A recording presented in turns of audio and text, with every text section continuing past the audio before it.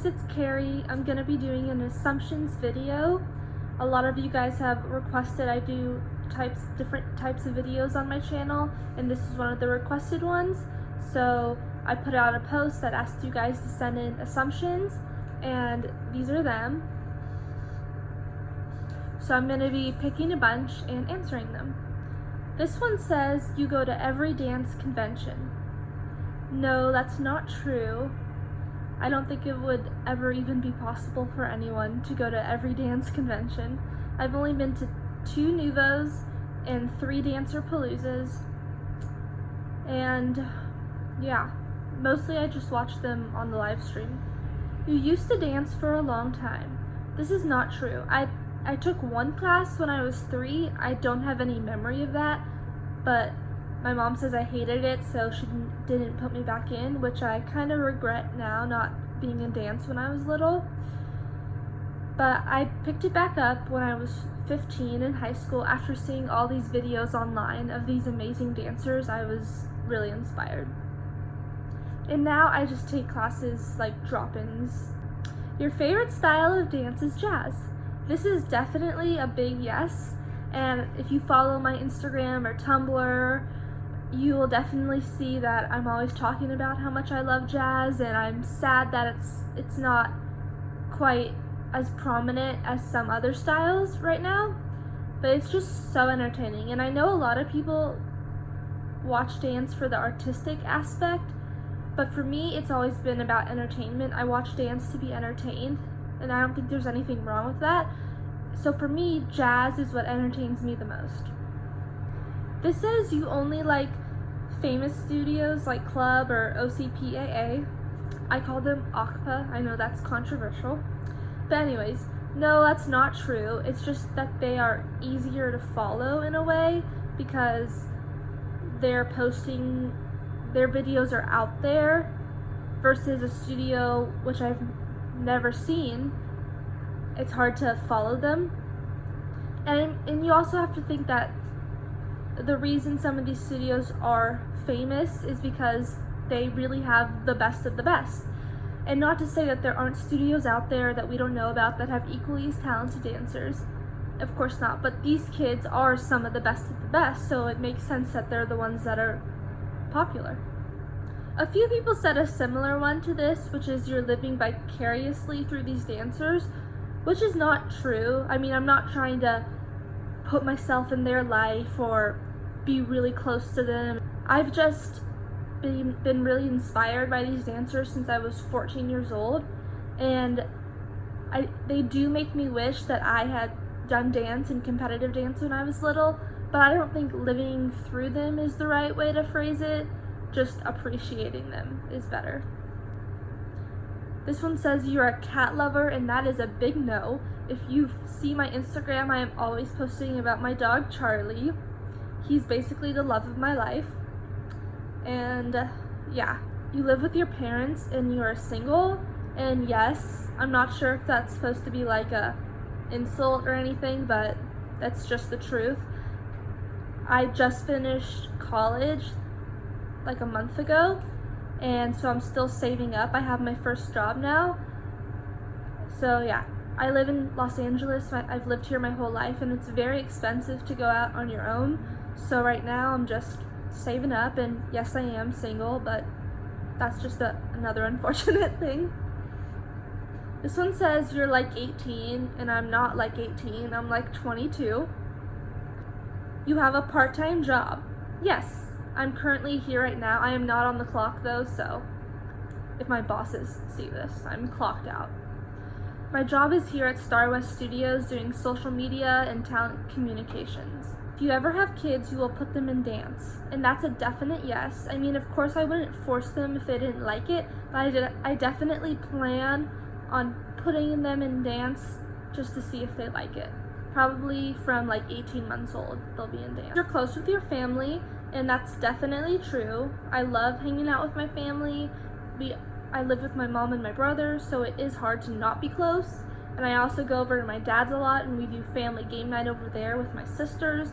This one says you don't like all of the dancers that you've met. And truthfully, That's not true. I do like all the dancers I've met. I've never met a single rude or mean dancer. There's definitely parents and teachers, not necessarily that I've met, but that I've talked to online and things, for teachers and choreographers that have been less than kind. But when it comes to dancers, I don't hate any dancers. I don't dislike any dancers, and that is in regards to them in person and their dancing abilities. Another says, you're tall. I'm 5'6", so I'm taller than an average woman, but I'm not super tall. I do have long legs, so people often think I'm taller than I am. They have me here. You're a squirrel. Yes, I am a squirrel. You definitely have a pink room. That's super random, but actually weirdly true. I do have a pink room because it's my childhood room and it got painted pink when I was like 8. You were the first fan page in the LD fandom, in the Little Dancers fandom. Not at all, because when I joined, there was already tons of fan pages and YouTubes dedicated to dance. I came in almost exactly 4 years ago. Yeah, February 2015. So yeah, definitely not the first. I assume your favorite color is purple. Yes, you're correct. Another random but weirdly true one. This says you hate cheer, and that's not true at all. I don't follow cheer or really watch cheer, but I admire how strong and athletic those girls are, and guys. And their gymnastic skills are usually out of this world. But yeah, I don't watch it, really, but I don't hate it. This says you don't want Savanna kristinich to go on Dance Moms. I never know how to say her last name. But anyways, Savanna from The Rock. I have so many mixed feelings about Dance Moms just from my own experiences with Abby and Dance Moms. But, you know, of course I wish her the best on Dance Moms. It always makes me sad when any kid leaves their studio because I miss them at their studio. But I know that Dance Moms gives you so much exposure. There really is no other opportunity for dancers of this age in the competitive world to get that kind of fast exposure. So I don't judge anyone for going on the show. I totally understand why, and I just hope that Abby is nice to her and all the other dancers. This says you have a really long skincare routine, and I don't have a really long skincare routine. I do have bad skin though. It's naturally oily, which causes acne. The only thing that's helped me is Accutane, but after, you can only be on it for a short while, and then after I went off of it, it's come back.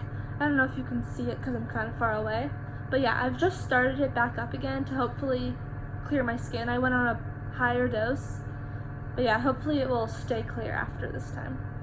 This says you love meeting dancers, and that's absolutely true. It's a little bit nerve-wracking at the beginning, and even 4 years into this, still when I first arrive at an event, I'm a little bit nervous because, you know, I'm not a parent, I'm not a dancer, so what am I doing there? But it always works out and ends up totally fine because tons of people are like, it's CarmoDance. Or if I go up to them and say hi, they're like, oh yeah, we know you. So it's always me like worrying for nothing. You're a little tired of every dancer doing the same slow contemporary. That's certainly a controversial thing in the dance world, and you know, contemporary is not my favorite style, and it's not that I don't like the slow contemporary, it's just that a lot of times at these competitions, you'll see like 30 junior contemporary solos in a row, and then a jazz, 10 more contemporary, a tap, contemporary, a musical theater.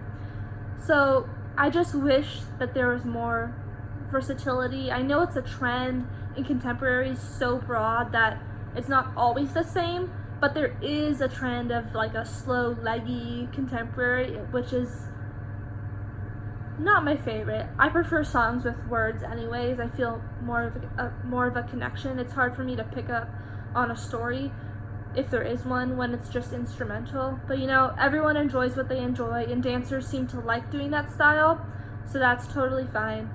Yeah. This says you're a bit of an introvert. You like people, but you recharge alone. Again, weirdly accurate. I would say that's true, especially in a new situation. I'm more introverted and keep to myself.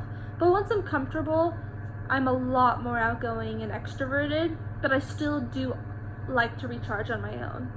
Like, I like to go home to my own bed at night and have me alone time. This says, you love to see dancers that have great technique but also have great facials and performance. That's completely true. Having great technique is great and it can get you a lot of points in your solos, but for me, there's more to dance than just pointed feet and nice lines. Like, if you can perform and commit to a performance, to a character, that's really impressive to me. This says that you're really sweet and I'd love to meet you one day. Well, I try to be kind and stay positive on all my accounts and in life too, and I'd love to meet you and all the other dancers one day too. So if I am at a dance event and you see me, don't be afraid to say hi, because I'm nervous too, and I would really like for you to come up and say hi to me, because a lot of times you guys message me on Instagram after and you say, oh, I was there but I saw you but I was too shy to say hi. So you don't have to be shy.